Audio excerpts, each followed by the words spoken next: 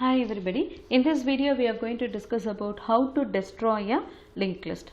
So what I mean by destroying a linked list is actually when we are creating a linked list, we are allocating the memory dynamically.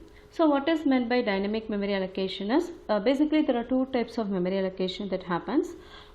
If you tell just int a, for this particular variable a, 4 bytes of memory will be allocated when the program execution begins itself. Let it be C or C++.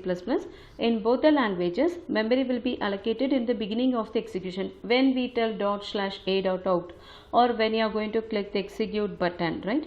After compilation, linking, loading, when you are executing, memory will be allocated and it will be taken back. This 4 bytes will be taken back by the operating system when the program execution is completed. This is completely independent of the programmer. He need not worry about what is happening with this, right? Whereas if you are going to tell int star a and you are going to tell a equal to new int, in this particular case, when you are going to dynamically allocate memory using new operator, it is the responsibility of the programmer to give back the memory using the delete operator, right?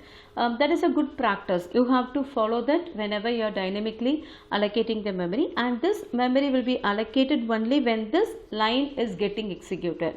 Suppose if this line is inside a conditional statement and if that condition is not true, then this memory will not get allocated at all. Okay, so the control of the memory is with the programmer and he has the responsibility to give back, right? And when you look at the static memory allocation, there is a space called a stack inside the memory where these memory allocations will happen, and for this dynamic memory allocation there is a heap. Okay, those details we need not go in depth. Now we are talking about how to destroy a linked list, how to give back the memory. Let us consider a linked list with 5 nodes like this, and your first node is being pointed by the head. Now let us have a temporary pointer and make it to point to the first node of the linked list. Then what we can do is we can now make the head to move to the next node, and we can delete this first node because the address is in temp. Okay, so I can use this temp and I can deallocate the memory of the first node.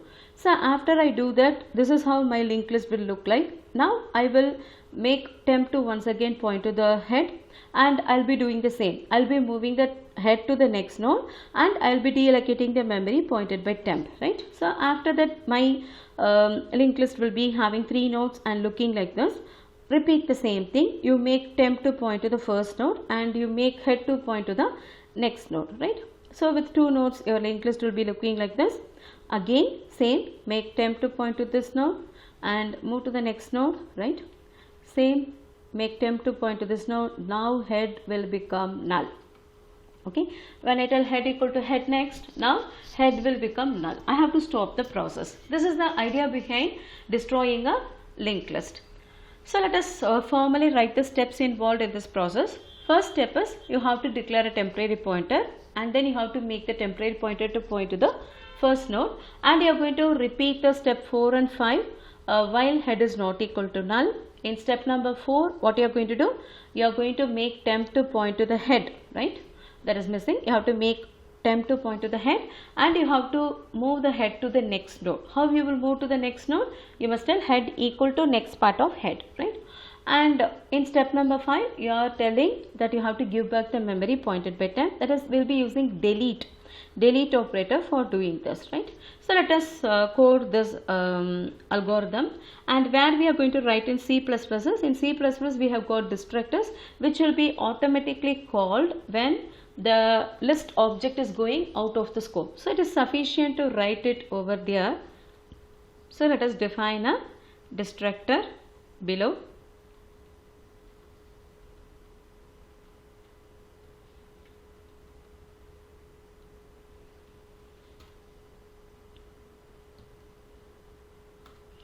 Destructor does not have a return type, so the class for which you are writing scope resolution operator and then the destructor name, it starts with a tilde, right?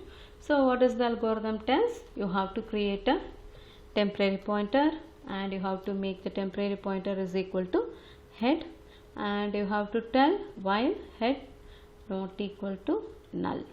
Okay, what we are going to do, well, head is not equal to null, we are going to tell head equal to head next, right? This is the first step that we will be doing. And then tell delete temp. Okay, and you can tell temp equal to head, right? So this should serve the purpose, and we need not explicitly call in the main or anything. Actually, we are creating an object here and doing certain operations, and when this object goes out of the scope, that is, we have declared it inside the main. So when main is finishing, that is when this curly brace is reached, automatically the destructor will be called. If we want, we can just include a message stating destructor called, right? We can try out that.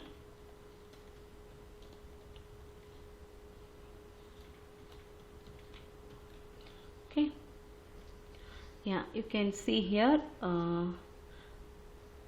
when I compile the code, no errors, and when I execute, you can see the destructor called is printing, getting printed, but I'm not able to show that because this destructor is automatically called when the object goes out of the scope, and we cannot do anything after the object is destroyed, isn't it? So what we can do is, before we delete the element, let us print and see what is the value there, right? So let me tell cout element to be deleted is, okay, we can tell like this, and you can tell temp data,